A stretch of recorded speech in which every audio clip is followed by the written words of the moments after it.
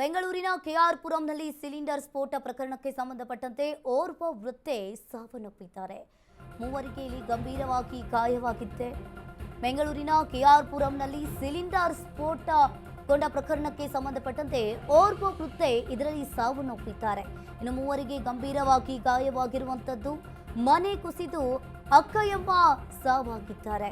ಶೇಖರ್, ಕಿರಣ್ ಹಾಗೆ ಚಂದನ್ ಸ್ಥಿತಿ ಗಂಭೀರವಾಗಿರುವಂತದ್ದು. ಇಲ್ಲಿ ಸ್ಫೋಟದ ತೀವ್ರತೆಗೆ 3 ಕಟ್ಟಡಗಳು ನೆಲಸಮ ಆಗಿದೆ. ಬೆಂಗಳೂರಿನ ಕೆಆರ್ ಪುರಂನಲ್ಲಿ ಸಿಲಿಂಡರ್ ಸ್ಫೋಟಗೊಂಡಿದೆ. ಈ ಸಿಲಿಂಡರ್ ಸ್ಫೋಟದಲ್ಲಿ ಓರ್ವ ವೃದ್ಧೆ ಸಾವನ್ನಪ್ಪಿದ್ದಾರೆ. ಇಲ್ಲಿ ಮೂವರಿಗೆ ಗಂಭೀರವಾಗಿ ಗಾಯಗಳಾಗಿರುವಂತದ್ದು. ಇನ್ನು ಬೆಂಗಳೂರಿನ ಕೆಆರ್ ಪುರಂನಲ್ಲಿ ಇವತ್ತು ಮುಂಜಾನೆ 7 ಗಂಟೆಯ ಸುಮಾರಿಗೆ ಸಿಲಿಂಡರ್ ಸ್ಫೋಟಗೊಂಡಿರುವಂತದ್ದು. ಮನೆ ಕುಸಿದು ಅಕ್ಕಮಯ್ಯ ಸಾವಿಗೀಡಾಗಿದ್ರೆ ಇನ್ನು ಮೂವರಿಗೆ ಶೇಖರ್, ಕಿರಣ್ ಹಾಗೆ ಚಂದನ್ ಸ್ಥಿತಿಯಲ್ಲಿ ಗಂಭೀರವಾಗಿದೆ.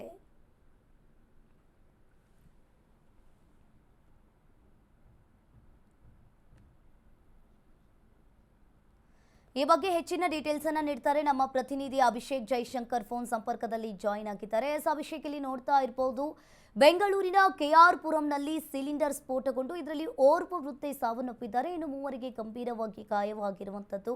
ಏನಿದೆ ಇದರ ಬಗ್ಗೆ ಹೆಚ್ಚಿನ ಡೀಟೇಲ್ಸ್? ಈಗಾಗಲೇ ಇನ್ನು 3 ಜನ ಏನಿದ್ದಾರೆ ಅವರಲ್ಲಿ ಚಂದನ ಅನ್ನುವಂತಹ ಯುವತಿಗೆ ಗಂಭೀರ ಗಾಯಗಳಾಗಿದೆ.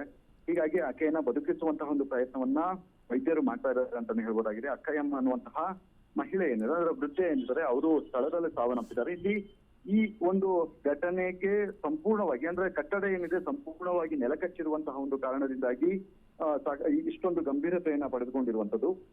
ಹೀಗಾಗಿ ಇದು ಗ್ಯಾಸ್ ಸಿಲಿಂಡರ್ ಬ್ಲಾಸ್ಟ್ ಅನ್ನ ಅಥವಾ ಬೇರೆ ಏನಾದ್ರೂ ಉದ್ದೇಶ ಅಂದ್ರೆ ಬೇರೆ ಏನಾದ್ರೂ ಇದರಿಂದ ಆಗಿದೆಯಾ ಅನ್ನುವಂಥದ್ದು ಕೂಡ ಮುಂದಿನ ಹಂತದ ತನಿಖೆಯಲ್ಲಿ ಗೊತ್ತಾಗ್ಬೇಕಾಗುತ್ತೆ. ಈಗ ಗಾಯ ಆಗಿರುವಂತಹ ವ್ಯಕ್ತಿಗಳಿಗೆ ಟ್ರೀಟ್ಮೆಂಟ್ ನಡೆದ ಬಳಿಕ ಅವರಿಂದ ಮಾಹಿತಿ ಪಡೆದುಕೊಳ್ಳುವಂತಹ ಒಂದು ಕೆಲಸಗಳನ್ನ ಪೊಲೀಸರು ಮಾಡಬೇಕಾಗಿದೆ.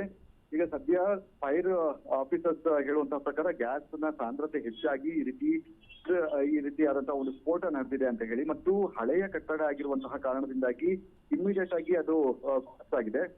ಹೀಗಾಗಿ ಅಕ್ಕಪಕ್ಕದ ಏನಿದ್ದಾರೆ ಅಂದ್ರೆ ಅಕ್ಕಪಕ್ಕದ ಮನೆಯಲ್ಲಿದ್ದಂತಹ ವ್ಯಕ್ತಿಗಳಿಗೂ ಕೂಡ ಸಾಕಷ್ಟು ತೊಂದರೆ ಆಗಿದೆ ಅಂತ ಹೇಳಿ ಅವರು ಇದನ್ನ ಮಾಡ್ತಾ ಇರುವಂತದ್ದು. ಹೀಗಾಗಿ ಸದ್ಯ ತೆರವು ಕಾರ್ಯದ ಬಳಿಕ ಮುಂದಿನ ಹಂತದ ತನಿಖಾ ಏನಿದೆ, ತನಿಖಾ ಪಾರ್ಟ್ ಆಫ್ ಇನ್ವೆಸ್ಟಿಗೇಷನ್ ಏನಿದೆ, ಆ ಇನ್ವೆಸ್ಟಿಗೇಷನ್ ಅಲ್ಲಿ ಸಂಪೂರ್ಣವಾಗಿ ಎಕ್ಸಾಕ್ಟ್ ಆಗಿ ಏನಾಗಿದೆ ಅನ್ನುವಂತಹ ಒಂದು ವಿಚಾರಗಳು ಮುಂದಿನ ಹಂತದಲ್ಲಿ ತಿಳಿಯಲಿದೆ. ಅಂಕಿತಾ, ಥ್ಯಾಂಕ್ ಯು ಅಭಿಷೇಕ್ ನಿಮ್ಮೆಲ್ಲ ಮಾಹಿತಿಗೆ.